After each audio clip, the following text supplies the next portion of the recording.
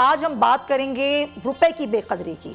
तो जो साल 2022 था उसमें पाकिस्तान में जहां हुकूमत गिरी नाजरीन, वहीं रुपए की कदर भी गिरती ही चली गई और रुपए की गिरावट का ये सिलसिला आज भी जारी है। जनवरी में जो एक्सचेंज रेट था वो 178 रुपए पर था और आज इंटरबैंक मार्केट में डॉलर की कदर 280 रुपए से भी ऊपर पहुंच चुकी है।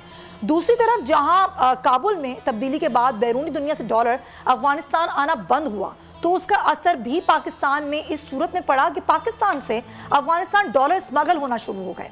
इंकशाफ ये भी हुआ है कि पाकिस्तान में लोगों के पास घरों में 4 अरब डॉलर पड़े हुए हैं। फॉरेक एसोसिएशन के चेयरमैन मलिक बोस्तान ये कहते हैं कि अगर हुकूमत शनाख्ती कार्ड दिखाने की शर्त हटा ले तो ये तमाम के तमाम डॉलर हुकूमत के पास आ सकते हैं।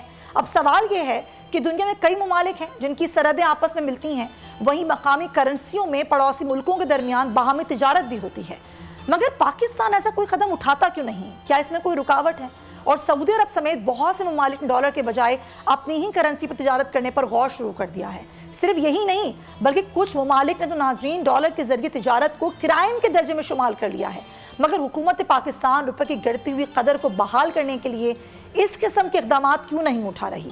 पाकिस्तान फॉरेन एक्सचेंज एसोसिएशन ने IMF से निजात दिलाने के लिए हुकूमत को एक बड़ी पेशकश की है और कहा है कि हम हुकूमत को अगले 2 साल के लिए माहाना 1 अरब डॉलर दे सकते हैं, फिर पाकिस्तान को IMF की ज़रूरत नहीं रहेगी। डॉलर की गैर यकीनी सूरत हाल के बायस जो बरामद कुंदगान कस्टमर से डॉलर भी नहीं मंगवा रहे, वो इस इंतज़ार में है कि डॉलर मजीद बढ़े और जब ये बढ़ना रुक जाएगा तो फंड्स पाकिस्तान मंगवाए जाएंगे ताकि मुनाफा ज़्यादा कमाया जा सके।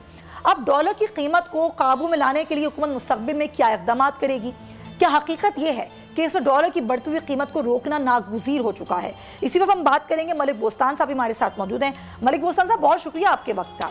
एक तरफ तो आप ये कह रहे हैं कि अगर शनाख्ती कार्ड की शर्त को हटा लिया जाए, जो घरों में डॉलर लोगों ने रखे हुए हैं वो लोग लाकर जमा कराना शुरू कर देंगे, क्या वाकई आपको ऐसा लगता है? हाँ बिल्कुल, ये घरों में जब करेंगे, जब हम डॉलर के जो प्रपोजल है वो इससे मुख्तलिफ है ज़रा। प्रपोजल हमने ये दिया है कि हमारे जो बाहर 98 में जब पाकिस्तान ने एटमी धमाका किया तो उस वक्त यही सूरत हाल का सामना था। इकनॉमिक सैंक्शन थी, IMF ने किस्तें रोक ली थी, तो उस वक्त हमने हुकूमत को बाहर से ओवरसीज पाकिस्तानी का हमने दौरा किया, मल्टीनेशनल कंपनियों का, ट्रेडिंग कंपनियों का। पाकिस्तानियों ने फिर 2 साल उधार के लिए हमें 10 अरब डॉलर दिया था उस वक्त 98 में। ये ऑलरेडी हम पहले गवर्नमेंट को लेके दे चुके हैं। अच्छा। अभी हमने उनके लिए 24 अरब डॉलर का वादा किया है। अच्छा। और 12 अरब डॉलर सालाना और 1 अरब डॉलर माहाना हम जो है उनको देने के लिए तैयार है।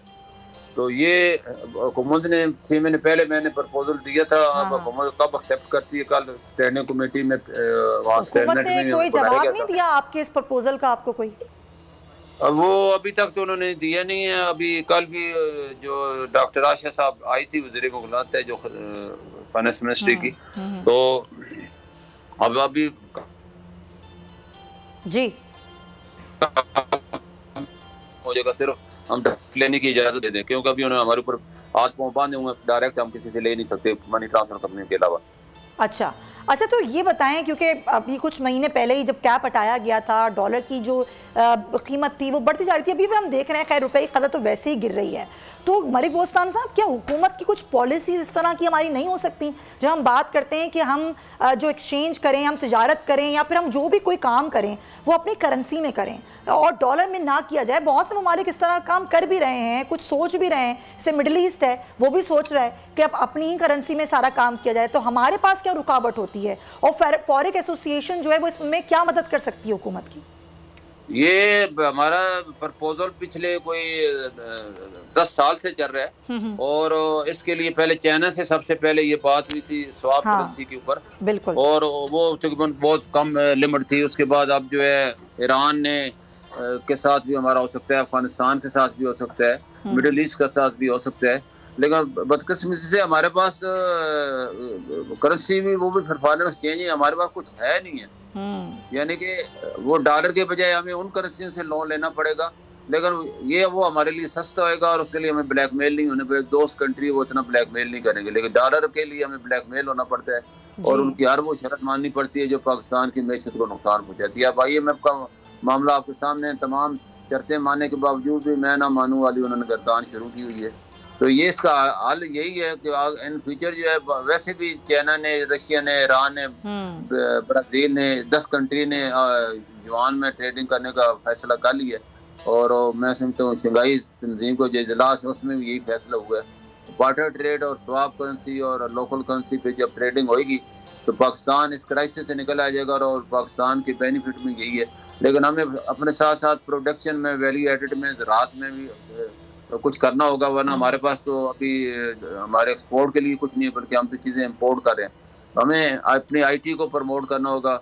इंडिया आपके सामने है, उसके जो है 400 अरब डॉलर वो कमा रहा है IT की, और हमारे पास 70 लाख पाकिस्तानी जो है वो इस काबिल है कि उनको अगर लैपटॉप और इंटरनेट का कनेक्शन दिया जाए तो वो कल से बिजनेस शुरू कर सकते हैं। और इसके लिए हमें यूनिवर्सिटी सतह पे जो है करना होगा, लोगों को ट्रेंड करना होगा और एक पीरियड देना होगा बाकायदा कि वो 2 घंटे सिर्फ। इसलिए अब दिल्ली की मिसाल है, उनके जो चीफ मिनिस्टर है, कल वो मैं उस पर पढ़ रहा था, उन्होंने पूरे यानी कि 10वीं क्लास से बच्चों को शुरू करा दिया है बिजनेस कराना। 2-2 हज़ार रुपये उनको गवर्नमेंट देती है और वो जो है ग्रुप बना के बिजनेस कर रहे हैं और मिलियन ऑफ रुपीज कमा रहे हैं। तो वो तरक्की कर सकते हैं। हमारे लोग तो बहुत ज्यादा ज़हीन है और हमें इसको सिर्फ गाइडेंस की जरूरत है और प्लेटफॉर्म की जरूरत है। तो पाकिस्तान से बहुत बड़ा हेल्पिंग हैंड बन सकते हैं। इसमें तो कोई शक नहीं है मलिक साहब, इसमें तो कोई शक नहीं है। पाकिस्तान में टैलेंट भी बहुत है और बहुत कुछ हम अचीव कर सकते हैं। लेकिन अभी हम डॉलर की जो बात कर रहे हैं, अभी हमने देखा कि हमने ग्रे मार्केट ख़त्म करने की बात की, ब्लैक मार्केट ख़त्म करने की बात की, लेकिन अभी भी कहीं ना कहीं ग्रे मार्केट का वजूद है और मलिक साहब इससे लोग फ़ायदा भी उठा रहे हैं। अभी तक वो लोग मौजूद हैं जो डॉलर ज़ख़ीरा करके, डॉलर जमा करके, ये डॉलर फ़रोख्त करके उसका मुनाफा कमा भी रहे हैं और उससे फैज़याब भी हो रहे हैं। इसको हुकूमत देखो, ये आपकी बात बिल्कुल सही है। ये इसको हम खत्म नहीं कर सकते किसी तरह भी। अमेरिका जैसा मुल्क नहीं खत्म कर सकता, हम क्या चीज़ है। हाँ। लेकिन हमारा कैप हटाने के बाद ब्लैक मार्केट खत्म हो गई और लोगों को डॉलर एक्सचेंज कंपनी देने के काबिल हो चुकी हैं और रिजर्व भी बढ़ना शुरू हो गया। 3 अरब से 5 अरब डॉलर स्टेट बैंक के रिजर्व हो गए। वर्कर रिमिटेंस हमारी बढ़ गई है। तो ये सारी चीजें पॉजिटिव हैं, लेकिन डिमांड इतना बड़ा हमने अपनी बेवकूफियों की वजह से इतना बड़ा हॉल कर लिया है कि उसको भरने में अब टाइम लगेगा। 7,000 कंटेनर खड़े थे, सिर्फ 2,000 अभी क्लियर हुए हैं। 5,000 जो है अभी तक भी जो है वो खड़े हैं पोर्ट पे। इसी तरह एयरलाइन का कल जो है जो एयरलाइन की स्टेशन है उन्होंने धमकी दे दी कि पाकिस्तान से अब अपने ऑपरेशन बंद कर देंगे। 290 मिलियन डॉलर उनका हमारे सर पे चढ़ा हुआ है। इस तरह फ्रेट है शिपिंग कंपनियों का। तो हम चीजें डिले करके पाकिस्तान को बदनामी का बायस। ये हुकूमत क्यों डिले कर रही है? क्या नाकामी क्या है वैसे इनकी, आपको क्या लगता है? ये हमने कल भी प्रपोजल दिया कि आप हमें अलाउ कर दें, हमारे भी आपने हम भी उनको नहीं दे सकते और वो खुद भी नहीं देना चाहते। तो वो उनको मतलब किस तरह फिर कौन सा दरवाजा है वो लोग जाएं। बदनामी तो पाकिस्तान के सर पे आ रही है, हुकूमत के सर पे आ रही है। तो हमें अलाउ कर दें, हम यानी शिपिंग कंपनियों को और छोटी जो एलसी है 50,000 डॉलर तक वो एक्सचेंज कंपनियां देने के काबिल हैं और हम दे सकते हैं, लेकिन हमें अलाउ नहीं कर रहे। तो सर ये क्यों नहीं कर रहे आपको अलाउ? ये तो बड़ा अच्छा हो जाएगा कि अगर आप लोग एलसी खुलवाना शुरू कर देंगे तो। नहीं, हमने एलसी नहीं खोलनी, हमने उनको डॉलर देना है। उन्होंने वही डॉलर देके एलसी खुल जाएगी ना सर। वो हवाले से, हुंडी से और ब्लैक मार्केट से खरीदें। एक ऑफिशियल गेट है, आप उसको यूज करें गेटवे को। आप क्यों उन लोगों को अनऑफिशियल मार्केट में धकेलना चाहते हैं? अपने पाँव पे कुल्हाड़ी मारने के मुतरफ है। ये हमें जो है, जब आपको एक्सचेंज कंपनी आपकी एक स्काबल है, उनके लिंक्स भी हैं, हमें 2 चीज़ों का अगर ये अलाउ कर दें तो हम तो बहुत बड़ी तादाद में डॉलर ला सकते हैं। डायरेक्ट हमें लेने नहीं देते, इन्होंने हमें मजबूर किया है कि वहाँ की कंपनी के जरिए हम ले सकते हैं, डायरेक्ट किसी से ले ही नहीं सकते। जबकि वो 5 से 10 रुपये पर डॉलर अपना कमीशन रोक लेती हैं। तो ये हमारा फॉरेन एक्सचेंज ही ज़ाया हो रहा है। सही बात है। हम अपने जो एक हेल्पिंग हैंड है उनसे फायदा नहीं ले रहे, उनसे फायदा नहीं उठा रहे हेल्पिंग हैंड से, बल्कि ज़ाया कर रहे हैं। मलिक बोस्तान साहब बहुत शुक्रिया, अच्छा हुआ कि आपने बड़ा अच्छा डिटा दिया कि कहाँ पर जो फॉरेक्स एसोसिएशन है वो मदद करना चाहती है लेकिन हुकूमत मदद ले नहीं रही, प्रपोजल एक्सेप्ट ही नहीं कर रही है। देखना ही होगा हुकूमत की पॉलिसीज एलसी खुलने के हवाले से और रुपए को बढ़ाने के, कदर बढ़ाने के हवाले से क्या रहती हैं। तो नजर आ रहा है सामने लिखा हुआ है जुल्म मिटने के लिए 2 चीजों से मिटेगा भाई। एक, अदल की कुर्सी पे जो लोग बैठते हैं ना, वो अदल के हिसाब से फैसले करने लगे। दूसरा, कौम निकल खड़ेगी उस जुल्म के खिलाफ, तो जुल्म खत्म हो जाएगा। या इन दोनों में से कोई एक चीज हो जाए या दोनों हो जाए। अगर 420 का मुकदमा था, उस वक्त अदलिया में जो लोग बैठे हुए केस देख रहे थे वो पूछते ना, यार चीट हुआ कौन है? जब उनको दिखता कोई चीट नहीं हुआ, केस खत्म कर देते। तो जालिम जुल्म कर ही नहीं पाता। 9 जजेस ने नोट बिफोर किया मेरे केस को, यार 1.5 साल चला। शख्सी जमानत का केस, सेम केस इस्लामाबाद में कर दिया। एक ही इल्जाम पे 2 केस हो नहीं सकते भाई। मतलब 60 दिन का वक्त होता है, 102 दिन के बाद मैं जीत गया, केस बरी हो गया, 102 दिन के बाद अपील फाइल की, एक्सेप्ट कर ली। नहीं करते ना एक्सेप्ट, खत्म हो जाता ना जुल्म यार। भरी अदालत में मुझे बरी कर दिया, फिर पता नहीं क्या हुआ 2.5 घंटे बाद का नोट बिफोर, मैं नहीं सुनता ये केस, खड़े रहते अपने फैसले पे, मिट जाता जुल्म। अल्लाह ताला ने बिठाया इस इन कुर्सियों पे इनको यार, ये अल्लाह ताला की तरफ से फैसले करने हैं।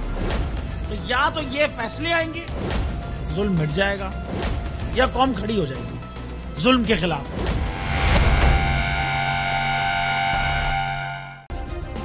सब्सक्राइब करें और बेल दबाएं ताकि कोई खबर रह न जाए।